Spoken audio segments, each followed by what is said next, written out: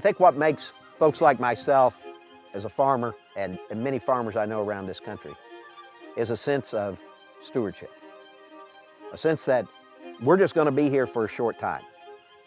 That we've been given an opportunity that many would love to have, and we don't want to squander that. I'm the sixth generation in my family on this property. Really thankful that I have the opportunity to continue my family's farming legacy here.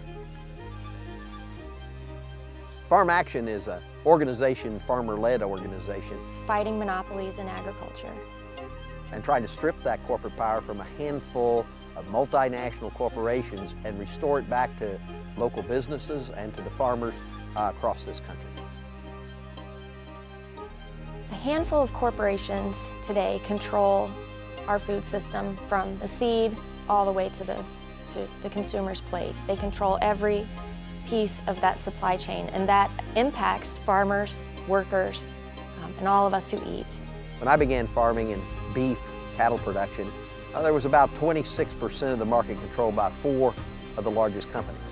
Today, 4 companies control 85%. Economists look at 4 corporations, the top 4 corporations in the sector, that's called the CR4, and what percentage of power do they have? And if they control more than 40% of the market, economists say that abuses are likely in that scenario. One of the biggest scams going in this country is this concept of a free market.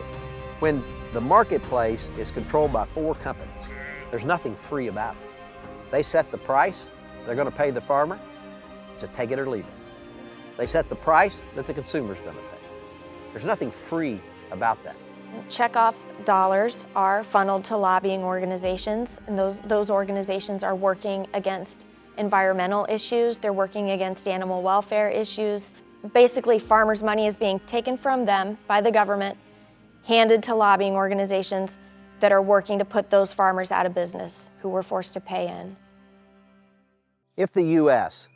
and all the eaters out there and all the farmers are going to have a food system that they can trust, then we have to invest in local and regional food systems, local and regional processors. We have to reform the checkoff program for beef and pork.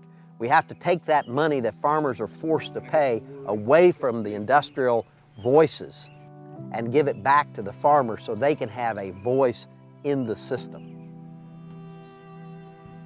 I think it's important to raise food that with intention and caring for the animals, caring for the land, and ultimately that's going to be healthy for us as people.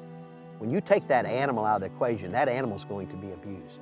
When we're taking a stand for humane animal treatment, we are at odds with these multinational corporations who find it profitable to shut animals into crates and cages so small that they can't even turn around. We're definitely at odds with them, and we're proud to be at odds with that. We have a priority on making sure our neighbors eat healthy, safe food. We see the barriers of these large corporations denying our very neighbors from accessing healthy foods, claiming all the time they're feeding the world, and we don't even feed ourselves here in the United States.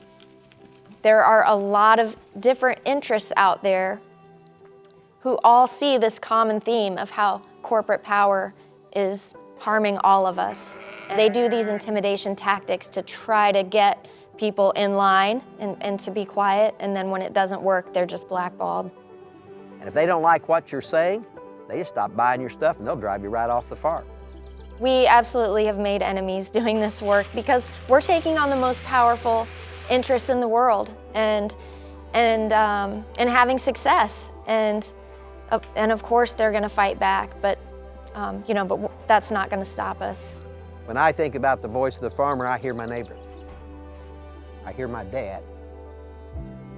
What I'm tired of is people like the National Cattlemen's Beef Association, the National Pork Producers Council, industry, trade association, lobbying against my interest, my neighbor's interest, and every farmer in America, and they claim they have the voice.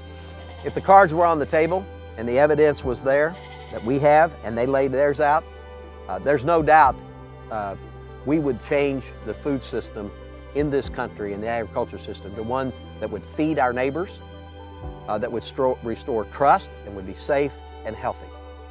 Every farmer out there, if you're caring for that land, if you're caring for those animals, I don't care if you're selling